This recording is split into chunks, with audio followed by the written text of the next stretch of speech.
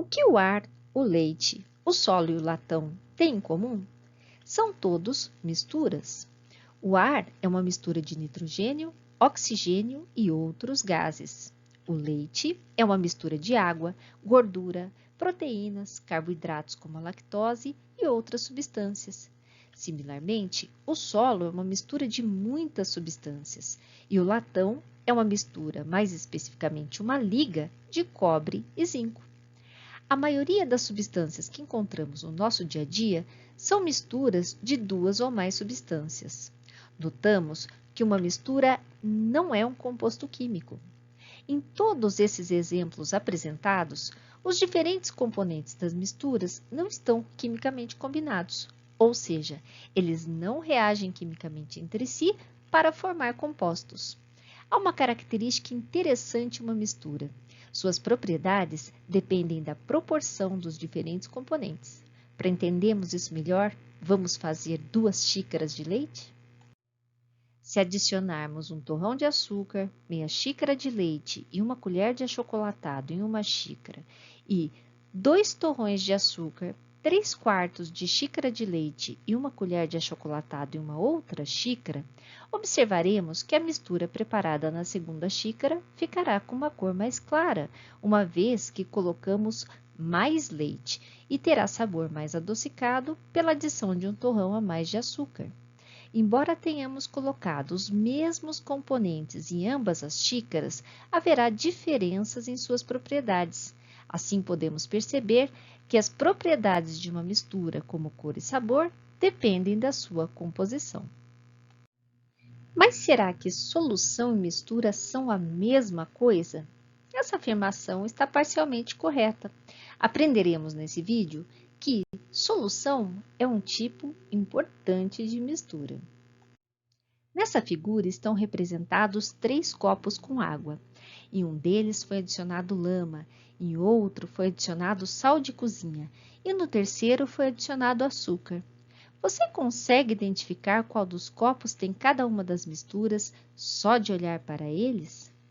Podemos identificar facilmente a água com lama, mas e os outros 2? Não podemos diferenciar as outras 2, pois essas misturas são muito parecidas com a água pura. Isso ocorre pois nesses 2 casos não conseguimos ver a olho nu o sal ou as partículas de açúcar dissolvidos. E como vimos na videoaula passada, nem com a utilização de um ultramicroscópio poderíamos vê-las, pois elas são menores do que 1 nanômetro. O sal e as partículas de açúcar estão uniformemente distribuídas. No entanto, podemos facilmente observar partículas de lama suspensas e sedimentadas no fundo do primeiro copo. Nesse caso, podemos perceber que temos aqui 2 tipos de misturas.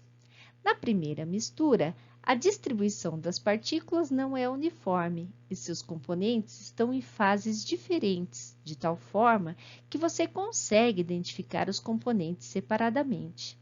Esse tipo de mistura, que não tem uma composição uniforme e possui propriedades variáveis, é chamada mistura heterogênea.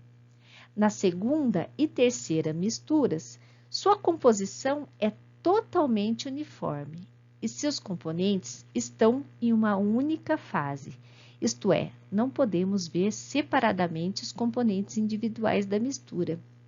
Esse tipo de mistura, na qual a composição e a propriedade são uniformes em toda a sua extensão, são chamadas misturas homogêneas. Por exemplo, em uma tigela de sopa de macarrão, é possível identificar os diferentes ingredientes dessa mistura e a composição da mistura não é homogênea. Então, essa mistura é uma mistura heterogênea. Mas você pode me dizer se uma baixela de aço inox é uma mistura homogênea ou heterogênea? O aço inox é uma mistura de ferro, cromo, carbono e níquel. Porém, esses elementos não podem ser distinguidos a olho nu e a sua composição é uniforme por toda a mistura. Então, o aço inox é uma mistura homogênea. Esses 3 tipos de misturas homogêneas são chamadas soluções. Ou seja, uma solução é uma mistura homogênea de 2 ou mais componentes. Então, aqui temos uma mistura de sal e água, a mistura de açúcar e água e o aço inox. Todos são soluções. Costumamos pensar que as soluções estão sempre no estado líquido, mas vocês viram agora que o aço inox também é uma solução. Sim, as soluções nem sempre estão no estado líquido. Na realidade, elas podem estar em qualquer estado da matéria, gasoso, líquido ou sólido. Por exemplo, o ar é uma mistura homogênea de nitrogênio, oxigênio e outros gases, e, portanto, uma solução gasosa.